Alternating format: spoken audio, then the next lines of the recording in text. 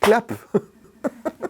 Je m'appelle Pierre Tallet, je suis professeur d'égyptologie à Sorbonne Université et je dirige un chantier archéologique sur la côte de la mer Rouge au Wadi El Jarf.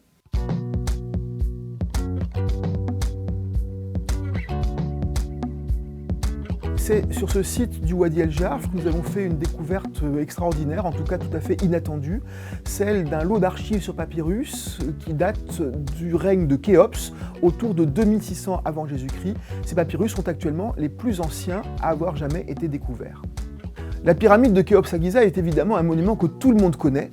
C'est un monument qui est évident par sa taille, c'est une pyramide géante de 146 mètres, mais jusqu'ici, la documentation écrite correspondant à cette période de l'histoire égyptienne était quasiment inexistante. Grâce à la documentation découverte sur le site du Wadi Jarf, nous pouvons pour la première fois rentrer dans la logique de fonctionnement de l'administration qui était présente à cette période de l'histoire égyptienne. Et en plus, nous avons finalement des informations nouvelles qui concernent l'édification de ce monument qui est l'un des plus célèbres du monde. L'un des documents les plus intéressants est le journal de bord qui est tenu par un petit fonctionnaire du nom de Merer, dont on peut suivre l'activité d'ailleurs sur plusieurs mois. Ce personnage est un témoin oculaire de la construction de la Grande Pyramide.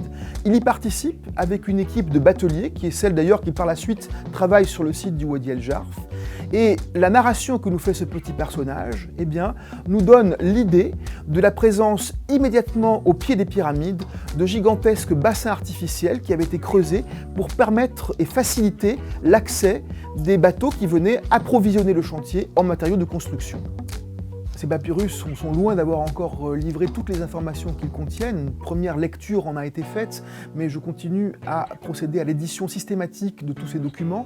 2 volumes sont parus aux sous-presses. Il en faudra encore au moins autant pour pouvoir présenter l'ensemble de cette documentation qui nous apprend des choses extrêmement variées sur la vie quotidienne à l'époque de Khéops.